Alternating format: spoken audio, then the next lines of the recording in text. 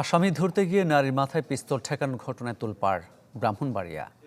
বাড়িঘরে ভাঙচুরের অভিযোগ উঠেছে জেলা গোয়েন্দা পুলিশের এক কর্মকর্তার বিরুদ্ধে।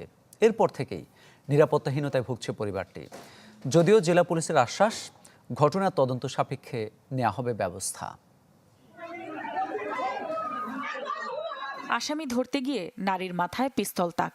সম্প্রতি সামাজিক যোগাযোগ মাধ্যমে ভাইরাল হয়েছে এমন একটি ভিডিও।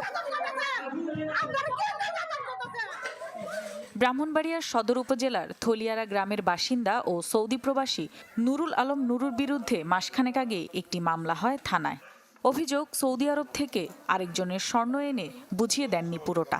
এরই জেরে গেল শুক্রবার বিকেলে নুরুর বাড়িতে ছদ্মবেশে অভিযানে যান ডিবি পুলিশের উপপরিদর্শক রেজাউল করিম। এ সময় নুরুকে না পেয়ে তার বাড়িতে উপস্থিত নারীসহ অন্যদের সঙ্গে হয় ধস্তাধস্তি।